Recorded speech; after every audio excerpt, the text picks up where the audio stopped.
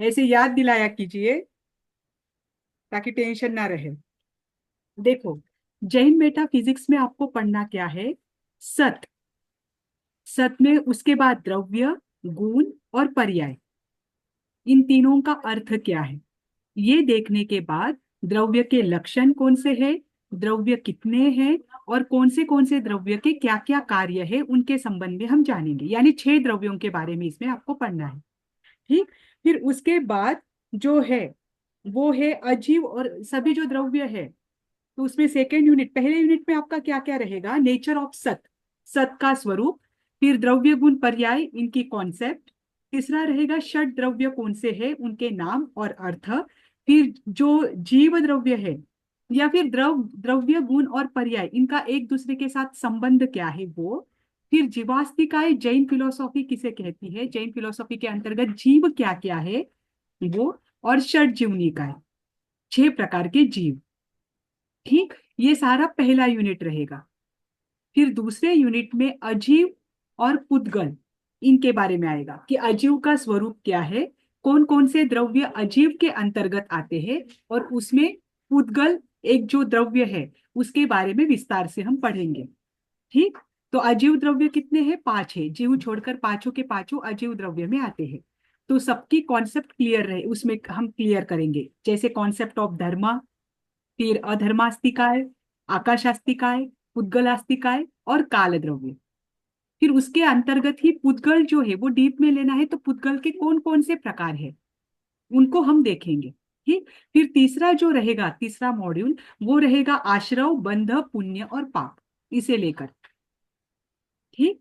जैसे जीव के साथ कर्म जुड़ते हैं, पुद्गल जुड़ता है, तो आश्रव बंध ये तत्व के अंतर्गत आता है। 7 तत्व आपने सुने हैं, 7 तत्व या 9 पदार्थ, इसके अंतर्गत आता है। तो ये आश्रव, बंध, पुण्य और पाप, ये इसमें आएगा। और चौथे मॉड्यूल में संवर, निर्जरा और मोक्ष, ऐसे 4 मॉड्यूल रहे। ठीक। किसी को कोई प्रश्न है इसके संदर्भ में? तो मैम इसका लिटरेचर तत्वार्थ सूत्र रहेगा, ये सब तो कवर्ड नहीं है नहीं उसमें। नहीं, मुख्य रूप से हम पंचास्तिकाय संग्रह के आधार पर ये करेंगे। ठीक। ऐसे तो उसमें से भी कुछ गाथाएं कम करके शॉर्ट नोट्स करके मैं आपको दे दूंगी, क्योंकि पंचास्तिकाय संग्रह में 178 गाथाएं हैं। हम इतनी तो नहीं रखेंगे, आपकी और कम करके जो मेन मेन पोर्शन है जिसमें चारों यूनिट कवर होंगे, उसका आपको नोट्स बनाकर मैं दे दूंगी। ठीक। हाँ। अभी देखिए, सबसे पहले आप द्रव्य, गुण और पर्याय, ये क्या है इसे जानिए। द्रव्य आपने सुना है, आपने तत्वार्थ में पढ़ा था ना, किसे कहते हैं द्रव्य?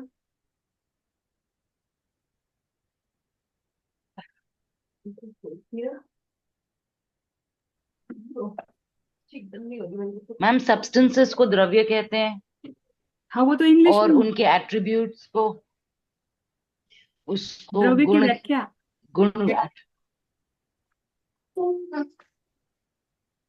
आप द्रव्य किसे मानते हैं? जो एग्जिस्ट करता है, जो सत है। जी, बराबर, जो एग्जिस्ट करता है ना, उसे कहते हैं। मतलब द्रव्य का अर्थ क्या होता है, जो वो जो जो सद्भाव है, उन उन सद्भाव पर्यायों में जो द्रवित होता है, यानी उन सद्भाव पर्यायों को प्राप्त होने के बाद भी जो हमेशा विद्यमान होता है, वह द्रव्य है ना। क्योंकि आपने द्रव्य के लक्षण वहां पर पढ़े होंगे। तो द्रव्य के विविध लक्षण तत्वार्थ में आते हैं, जैसे सद द्रव्य लक्षणम, उत्पाद व्यय द्रव्य युक्तम द्रव्यम, गुण पर्यायवत द्रव्यम, ये सारे द्रव्य के लक्षण हैं। जैसे कि सोना है, एग्जाम्पल आप लीजिए। सोना है। ठीक। सोने के आपने क्या कर दिया? आभूषण भी बना दिए, या फिर सोने का आपने मुकुट आदि भी बना दिया। सोने के विविध पदार्थ या विविध अवस्थाएं आपने तैयार की। तो ये विविध अवस्थाओं को आप क्या कहोगे?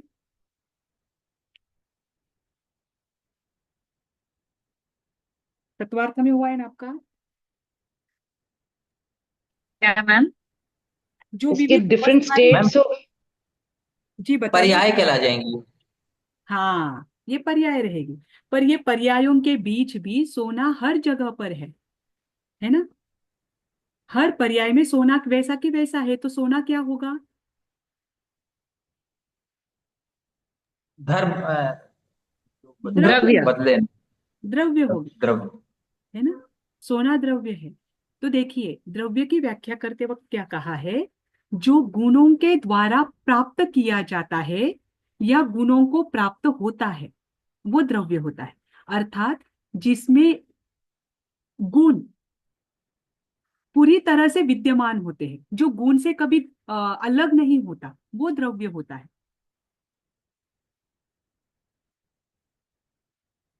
सिमर जी, आप कहीं बाहर है क्या?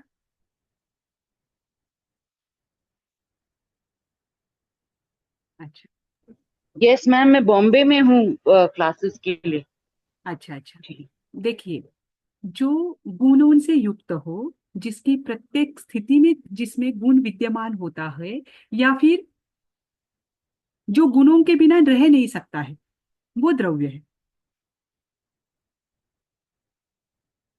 ठीक। जैसे कि जीव है। जीव एक द्रव्य है। तो जीव में कितने गुण विद्यमान हैं? जीव में गुण है। Yes ma'am. कितने गुण हैं? पहले तो ये बताइए, आप जीव है? Yes ma'am. अच्छा, आप में गुण है? Yes ma'am. कितने गुण हैं?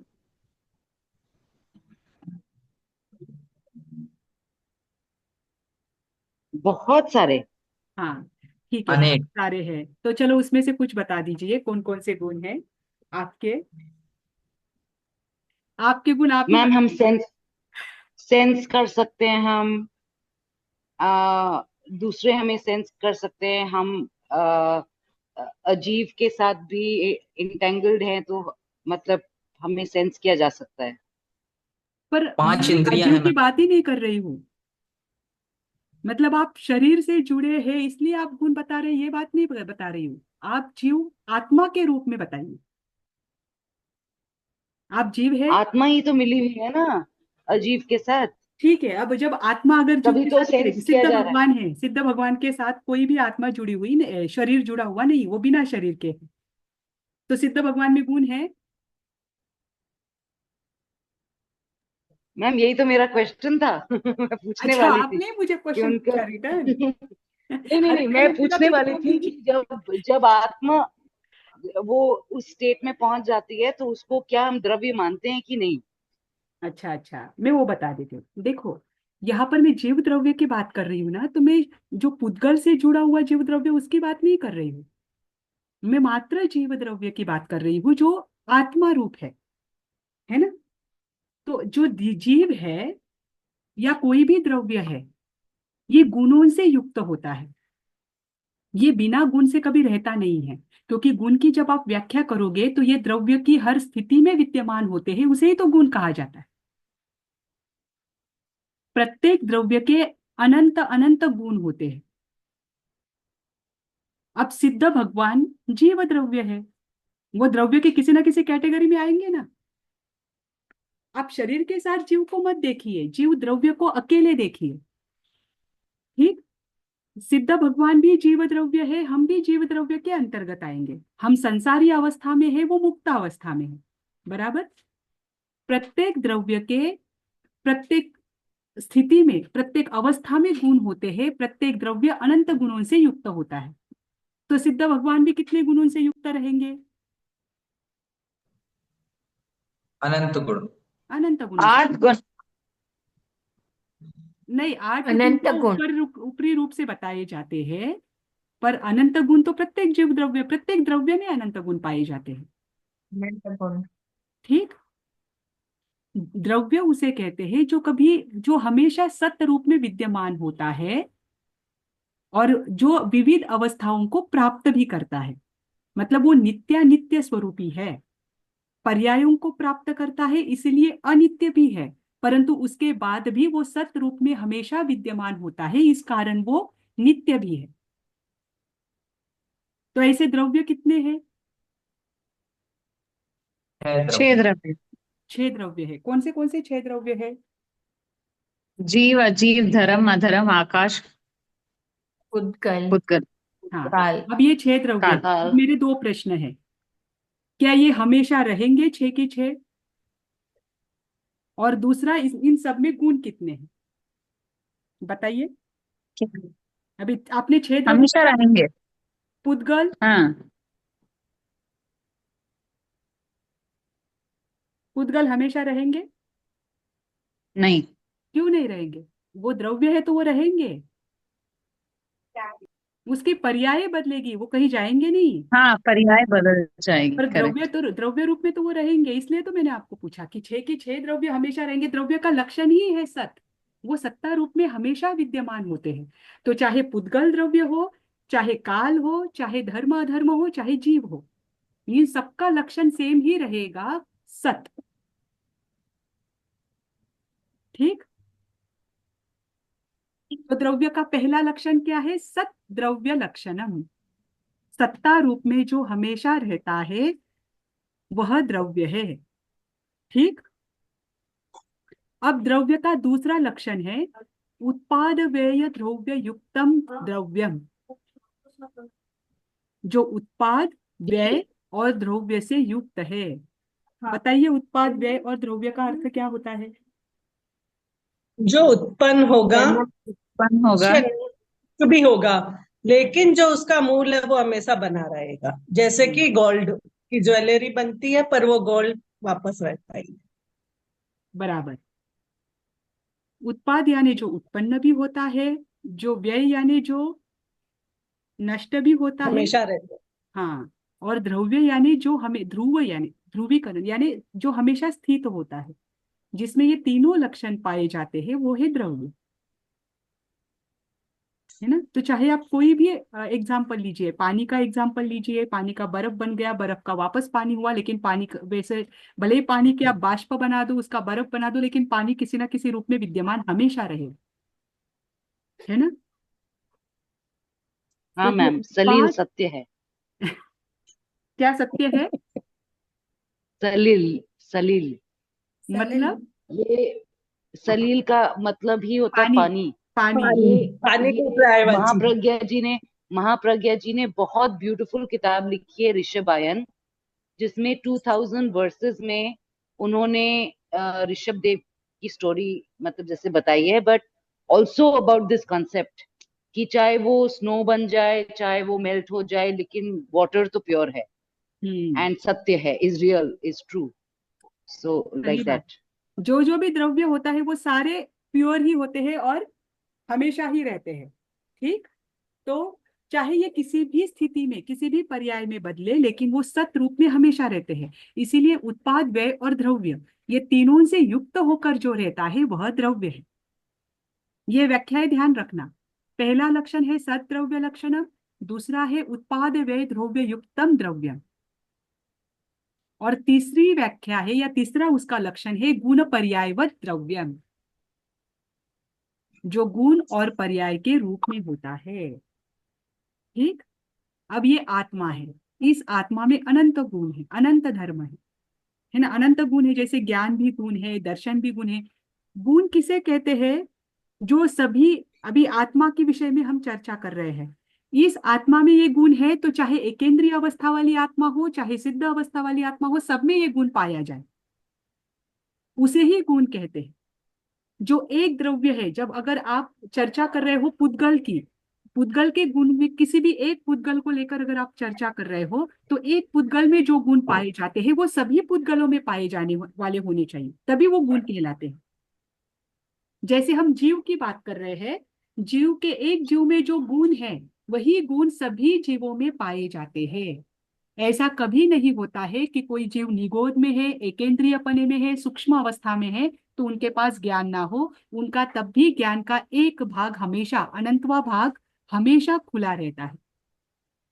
तो उनकी आत्मा में भी अनंत गुण है, हमारी आत्मा में भी अनंत गुण है, और सिद्ध पर्याय में जो स्थित आत्माएं हैं उनमें भी उतने ही अनंत गुण हैं। इसीलिए तो ये द्रव्य के गुण कहलाते हैं। ठीक। तो जो गुण और पर्याय से युक्त हो वह भी द्रव्य है। पर्याय यानी विविध अवस्थाओं को प्राप्त करना, है ना? तो द्रव्य के 3 लक्षण कौन कौन से है, कौन बताएगा? तत्व है फर्स्ट वाला, सेकंड है उत्पाद व्यय और द्रव्य युक्त, थर्ड है गुण और पर्याय युक्त। तो इसकी व्याख्या यही लर्न करना, सद द्रव्य लक्षणम, उत्पाद व्यय द्रव्य युक्तम सत या द्रव्य युक्तम द्रव्यम, और तीसरा क्या है, गुण पर्यायवत द्रव्यम। ठीक हुआ? हाँ हाँ। हम्म अभी मुझे बताइए, 6 द्रव्य में सबसे पहला है जीव द्रव्य। जीव किसे कहते हैं? जिसमें चेतना हो, जिसमें सुख दुख चेतना सहन, हो, सुख दुख वेरी बस हाँ बोलो। उपयोग। इतना ही है? और नहीं, और जो जिसमें मतलब फीलिंग्स होती है, सुख दुख सहन करने की, उदय अवस्था वगैरह होती है, अवस्था पर्याय बदलती है। पर्याय तो हर चेतना हो, द्रव्य की उपयोग बदलती है। हो, उपयोग लक्षण हो। लक्षण बराबर है, जिसमें उपयोग लक्षण होता है, अनुभूति होती है, जो चेतना लक्षण से युक्त है, वह जीव है। बराबर? ठीक। अब मुझे एक प्रश्न का उत्तर दीजिए, जीव द्रव्य भी है और जीव तत्व भी है ना? आपको तत्व भी है ना इसमें? हाँ इन दोनों में क्या अंतर? हाँ हाँ, ये प्रश्न आप लिख लीजिए, कल मैं इस प्रश्न को लेकर आपको वापस पूछूंगी। जीव द्रव्य और जीव तत्व,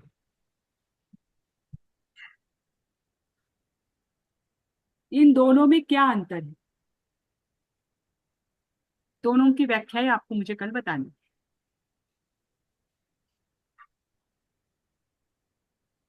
इसमें कोई अंतर नहीं हुआ ना मैम। तो अलग जीव, 6 द्रव्य में भी जीव आता है, 9 तत्वों में, 7 तत्व 9 पदार्थ में भी जीव आता है। हाँ, तो क्या सेम ही तो हुआ, है ना। दोनों में आता है, मगर दोनों में डिफरेंस नहीं है ना मैम। जीव तत्व है और वो एक द्रव्य भी है।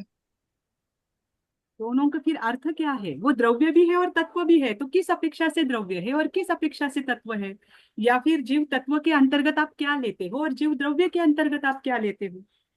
तत्व में ये लेंगे कि जिसमें वर्ण गंध रस स्पर्श नहीं है। जीव में तो कभी नहीं होता है, चाहे आप उसे तत्व रूप में लो या द्रव्य रूप में।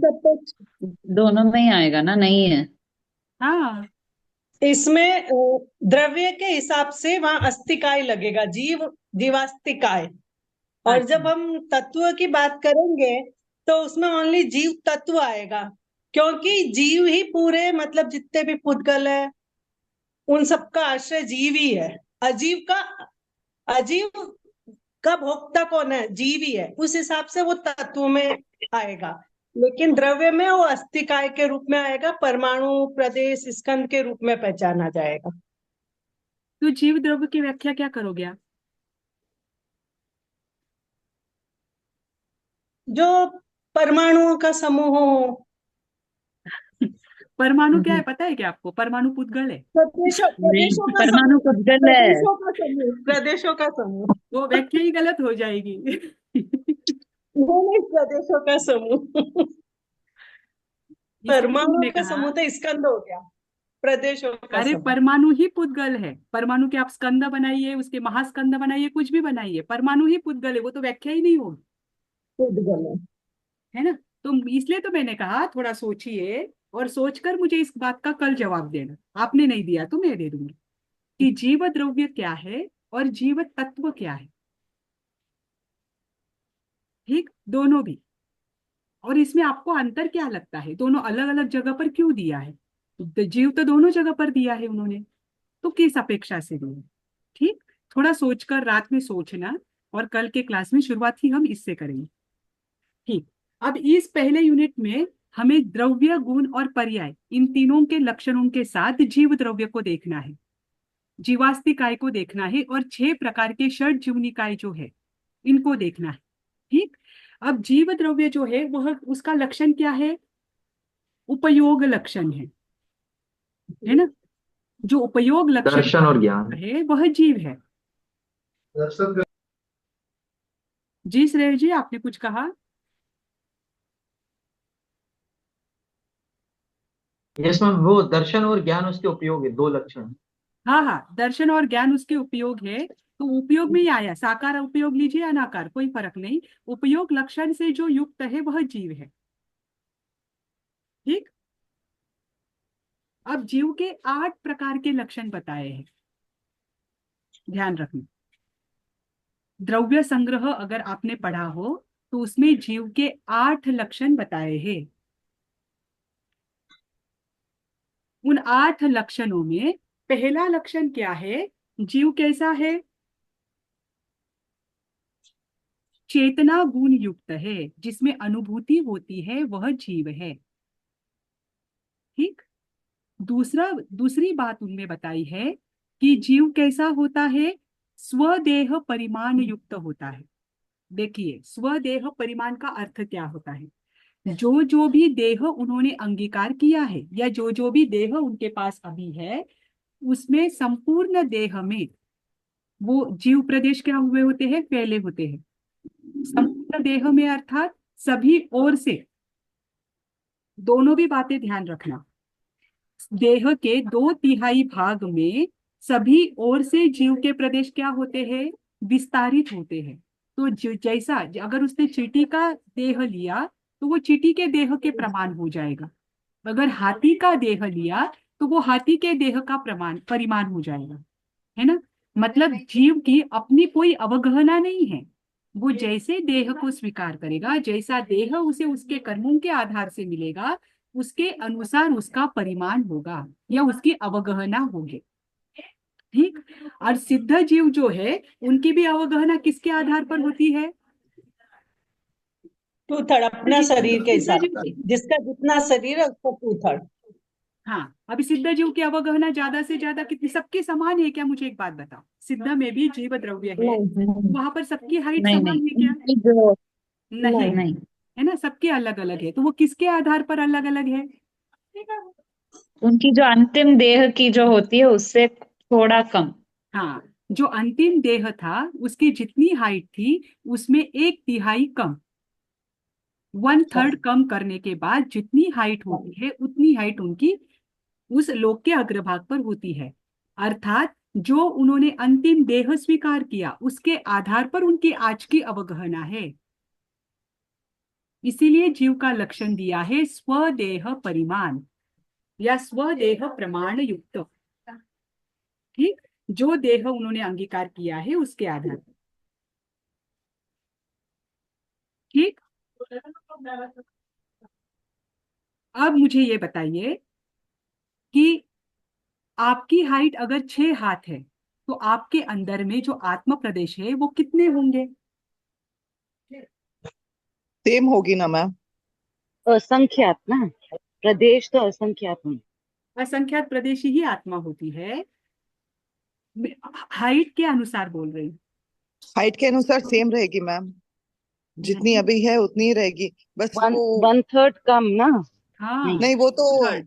1/3 कम तो जब जीव देह क्योंकि छोड़ता है तब सिद्धावस्था कम में होती होंगे, है, क्योंकि नहीं उसकी नहीं, जो सिद्धावस्था ऐसा में। कभी गैप नहीं है वो कम। होता। ऐसा कभी नहीं होता। आप जो भी देह जिस जीव का रहता है उस देह के 2/3 में ही जीव के प्रदेश होते हैं। 2/3 भाग में ही, बाकी का भाग पोलार होता है। पोलार यानी खाली होता है। मतलब विंड पाइप एंड नॉस्ट्रल्स, और जो कान का जो पाइप हाँ, वैसे जो वो खाली रहता है छेद सब का कुछ। बाकी भाग पोलार होता है। 1/3 भाग पोलार होता है, खाली होता है। और 2/3 भाग में ही जीव के प्रदेश फैले हुए होते हैं। तो अभी 6 हाथ की अगर हाइट हो तो जीव के प्रदेश कितने शरीर में फैले हुए रहेंगे? 2/3 भाग में। हाँ, तो कितने होगा? जी श्रेय जी। हेलो, तो मैं ये पूछ रहा था, जैसे आप ये कह रहे हैं जीव के प्रदेश, तो इसकी मीनिंग यही हुई ना कि जो एक जीव तो एक ही है, लेकिन वो पूरे शरीर में कितने कहाँ तक फैला हुआ है, तो सिर्फ वो 2/3 में फैला हुआ है और 1/3 में नहीं फैला हुआ है जीव। मैम ऐसा करेंगे तो सिर्फ 4 फीट होता है, 6 फीट का। और हाँ 4 फीट 4 क्या ही सर में होगा। नहीं था जीव? क्योंकि आप जो प्रदेश बोल रहे हो, जो एम्प्टीनेस बोल रहे हो, वो शरीर के पिछले हिस्सों में है। तो हेड से लेकर टो तक जीव कैसे आएगा? देखिए, मैं आपको बताती हूँ। जो शरीर है ना, शरीर आपका 6 हाथ का है। उसमें 1/3 पार्ट पोलार होता है। उसके बाद जो 2/3 पार्ट है उसमें जीव के प्रदेश होते हैं। इसीलिए यहाँ पर जो जीव के प्रदेश जितनी स्थिति में फैले हुए हैं वो वैसे के वैसे ऊपर जाते हैं, ऊपर जाकर कुछ अलग नहीं होता है। आप ध्यान रखना इस बात को। पूरे के पूरे शरीर के पूरे शरीर में जीव के प्रदेश फैले हुए नहीं होते, मतलब पूरे प्रदेश में शरीर में फैले हुए हैं, लेकिन सभी ओर से 1/3 पार्ट खाली है, पोलार है। ओके। चारों तरफ से। चारों तरफ से, हर ओके। हर एक साइड से। और वैसा ओके के मैम। वैसे ही प्रदेश वो बाहर निकलते हैं और लोग के अग्रभाग पर स्थित होते हैं, वहां पर कोई चेंजेस नहीं होता। 2/3 of 6 feet is 4 feet, right? हाँ, तो तो 4 feet in my 6 feet body आप कैसे एडजस्ट कर सकते हो? आप Then it will not cover either head or या फिर it will not cover my toes या legs, ऐसा feet, नहीं whatever you call होता it. है, ऐसा अरे नहीं इट इज नॉट दैट, वो जो अंदर के ऑर्गन्स का खाली स्पेस है वो बोल रहा है। तो बोल रही हूँ, अब है तो मेरा शरीर मेरे जैसा ना, तो फिर अर्धन मतलब क्या आप जगह क्या जगह कर बीच रहे बीच में हो, मैं खाली है आपको जैसे देखो, वो। मैं आपको बताती हूँ आप क्या कर रहे हो। मध्य में आपके जो ऑर्गन्स है उसके अनुसार आत्मा को देख रहे हो, उसके अनुसार आप आत्मा को फिट करना चाहते हो। ऐसा नहीं होता। आप ऑर्गन्स को छोड़कर ये मत कीजिए, एग्जैक्टली। आपके शरीर जैसे की जो लंग्स कंडीशन खाली है। रहते हैं, लंग्स खाली रहते हैं, इंटेस्टाइन खाली रहता है, पैंक्रियाज में तो जो नहीं नहीं नहीं मसल्स नहीं, में जो ऐसी बात अगर नहीं है वे वो उस दृष्टि से आप देखिए। देखिए, मैं आपको बताती हूँ, आपका जो शरीर है सभी ओर से जैसा आपका शरीर है उसका 1/3 पार्ट खाली रहेगा, बाकी हर जगह पर आत्मा प्रदेश रहेंगे। आत्मा को कहीं जाने के लिए किसी व्यवधान, वहां पर कोई व्यवधान नहीं पड़ता है। ये जो द्रव्य है ये हर जगह समाहित हो जाते हैं। आप उस खाली जगह में वहां पर आत्मा नहीं होगी ये विचार आप नहीं कर सकते। आप क्या कर रहे हो, आप जो साइंटिफिक वे में या जो आत्मा के अपने शरीर के अवयव बताए गए हैं उसके आधार पर आप जीव द्रव्य को उसमें लगाने का प्रयास कर रहे हैं। ऐसा नहीं होता है, इसीलिए आपको वो इमेजिन करना मुश्किल हो रहा है। आप शरीर की तो जो फिर कैसे संरचना है करना? उसके आधार पर देखिए, उसके आधार पर 1/3 खाली रहेगा, बाकी का 2/3 आत्मा से ऑक्यूपाइड रहेगा, बस। फिर वहां पर वो तो अवयव खाली हो ना जगह में हो क्या उससे। है? जी, तो खाली जगह में क्या है? खाली जगह में मतलब ये जो आप बोल रहे पोलर है तो वहां पे कुछ नहीं, नहीं वो है, तो भाग वहां खाली क्या है? होती है, उसमें आत्म प्रदेश नहीं होते हैं। आत्म प्रदेश 2/3 पार्ट तक ही फैले हुए होते हैं। आपको वहां की संवेदना हो सकती है, पर आत्म प्रदेश शरीर का जितना भाग है उसके 2/3 पार्ट में ही ऑक्यूपाइड है। तो और मैडम हर ऐसा जगह से समझना कि ऐसा कभी नहीं होता है कि एक साइड से 2/3 कर दिया बाकी का आपने खाली रख दिया, ऐसे नहीं, सभी सभी ओर से। इसीलिए आपको शरीर के प्रत्येक अवयव में संवेदना होती है, और ऐसे की ऐसे ही सिद्ध अवस्था में जाकर स्थिर होते हैं। वहां पर कोई चेंजेस नहीं है, ध्यान रखना। ठीक। जीव द्रव्य कितने प्रदेशी है?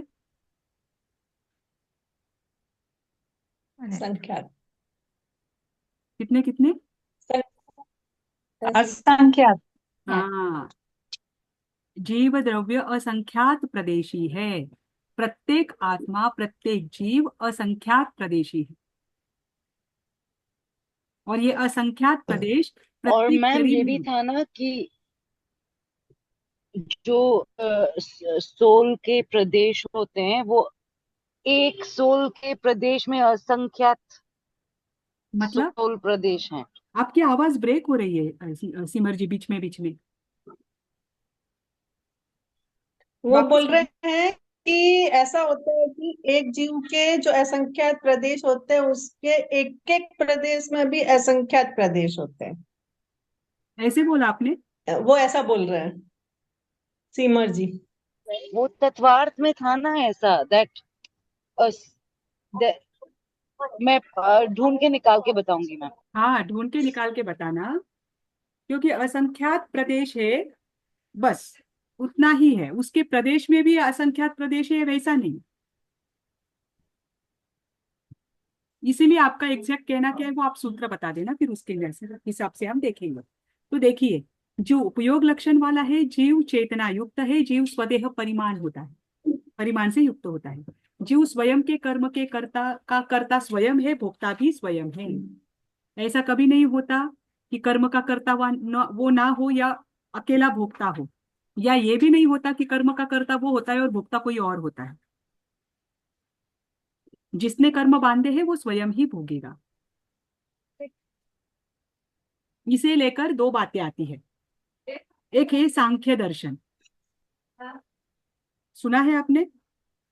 सांख्य दर्शन का ये कहना है कि प्रकृति और पुरुष, पुरुष यानी आत्मा, प्रकृति यानी अन्य तत्व जो पाए जाते हैं, 24 प्रकार के तत्व हैं, उनका ये कहना है कि आत्मा को आकर प्रकृति जुड़ जाती है, उसके बाद क्या होता है, आत्मा संसारी हो जाता है।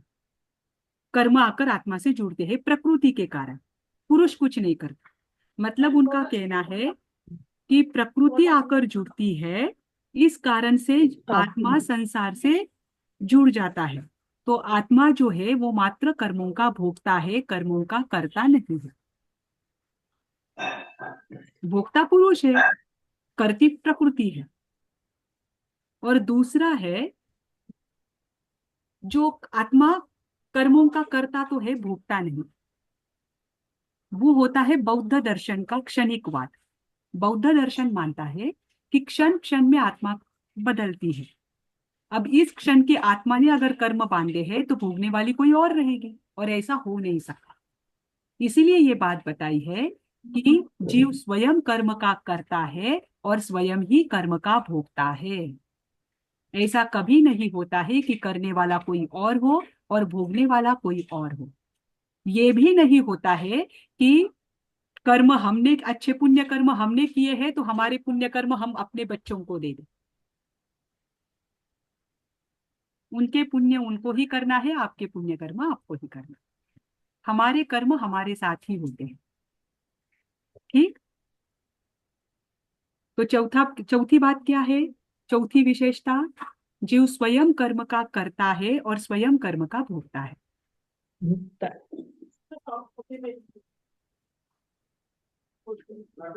ठीक, एक मिनट। हाँ,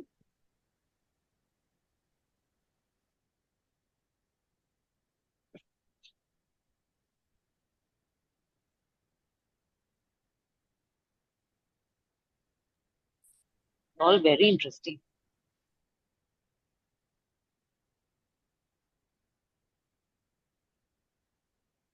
Is everyone okay with the evening timetable? Can we make it 6:30 to 7:30? अरे 6:30 नहीं होगा, रात की सोवन करके एकदम ओकेजन वाइंड अप करने का रहता है ना, But 7:30 और to एकदम 8:30 खाना खाते ही नहीं बैठता।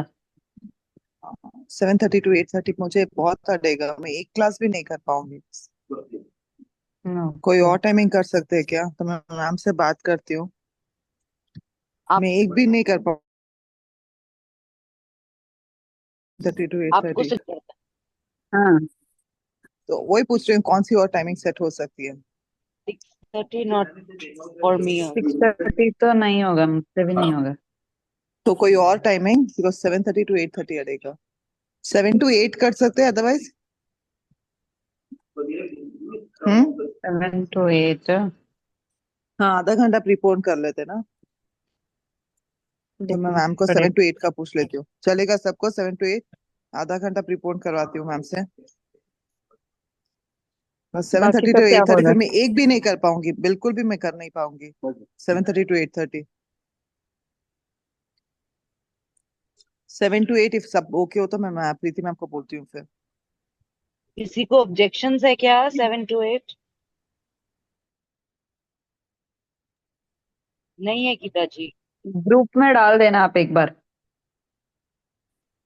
फिर बोलना मैम आई एम को। Okay with anything. क्या हुआ? तो मैम ठीक है, नहीं मैम, हम कुछ और बात कर रहे चर्चा तो नहीं कर रहे थे ज्ञान की? थे। ज्ञान की क्या बोलते हैं, अवहेलना करने की चर्चा कर रहे थे कि कौन सा टाइम बराबर रहेगा। अच्छा, ज्ञान कौन से समय पर प्राप्त करना है उसकी चर्चा चल रही थी क्या? हाँ मैम। चलो, अच्छा है, ज्ञान के लिए इतना उत्साह अच्छा लगा। हाँ, तो देखिए, जीव का चौथा लक्षण क्या है? जीव स्वयं कर्म का करता है और स्वयं कर्म का भोगता है। ठीक। इसके अलावा जो जीव है, उस जीव के भी दो भेद है, संसारी और सिद्ध। जब तक जीव संसारी है तब तक वो शरीरों से युक्त है। जब वो सिद्ध अवस्था को प्राप्त होता है तब उसमें कोई भी शरीर नहीं होता। मतलब ऐसा कभी समय नहीं आता है जब तक जीव संसार में है तब तक वो बिना शरीर के रहे। कोई शरीर उसके साथ हो या ना हो, दो शरीर उसके साथ हमेशा होते हैं। कौन से दो शरीर?